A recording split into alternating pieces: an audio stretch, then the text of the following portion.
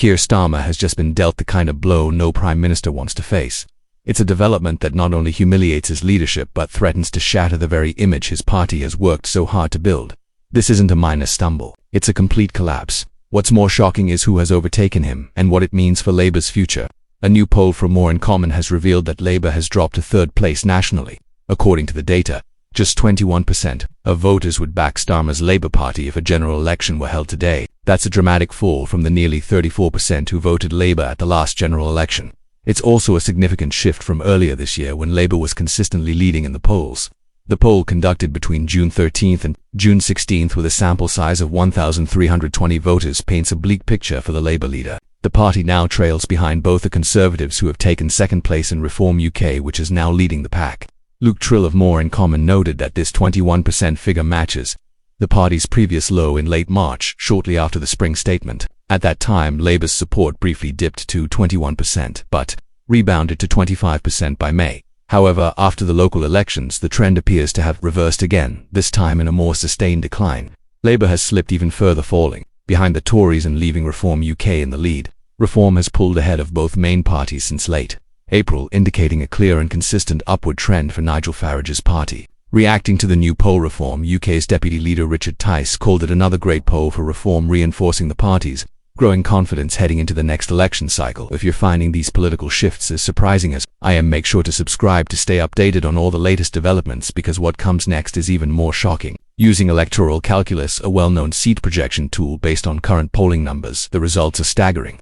If this poll were reflected in a general election, Reform UK would narrowly secure a two-seat majority in the House of Commons. Meanwhile, Labour would suffer a dramatic collapse, dropping from 411 seats to just 129. That would represent a massive loss of ground for a party that just 1 year ago was in a commanding position. According to the data, some of Labour's most high-profile figures would lose their seats. Those projected to be ousted include Rachel Reeves, the Chancellor; Angela Rayner, the Deputy Leader; Yvette Cooper, the Home Secretary; and Ed Miliband, the Energy Secretary. All of them, according to the projections, would lose to Reform UK candidates in their constituencies. These results reflect deeper political tensions that have been building for months. Labour's recent strategy appears increasingly focused on challenging the rise of Reform. In late May, Keir Starmer used a visit to the Glass Futures facility in St Helens to directly attack Nigel Farage and his economic plans. Starmer accused Farage of proposing to spend billions upon billions, tens of billions of pounds in what he described as an unfunded way, comparing it to the short-lived economic approach taken by Liz Truss. But the response to that attack may not have had the intended effect. Instead of slowing Reform's momentum, it prompted an immediate rebuttal from the party.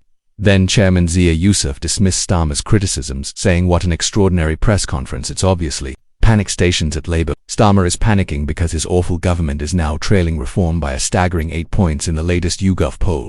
That reference to the YouGov poll aligns with wider data trends suggesting that Labour's lead over Reform has eroded, not just in one poll but across multiple polling institutions over recent weeks. Meanwhile, smugglers operating on the French coast have changed their methods as gangs are offering discounts for people to cross the channel.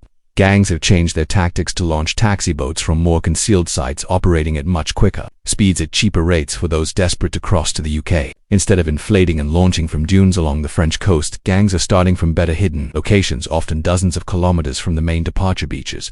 The vessels then cruise along the coastline, picking up customers who wait in waist-high waters where French police cannot stop them. Downing Street said the situation is deteriorating as Albanian crime gangs are now offering channel crossings for just £2,000 per person, the lowest price since 2022, and a summer discount. Around 16,317 migrants have crossed the channel so far this year, more than 40% higher than at the same point last year, and the record for any year since the first channel arrivals in 2018. The bottom line is that Labour is now in a position few expected just months ago. With Reform UK pulling ahead and the Conservatives climbing back into second place, Keir Starmer's party has found itself squeezed on both sides and shedding support at a critical time. Unless Labour can turn things around quickly, this poll could mark the beginning of a wider collapse in voter confidence heading into the next election. What are your thoughts on these dramatic political shifts? Let me know in the comments below, and if you found this analysis helpful, make sure to subscribe for more British political content.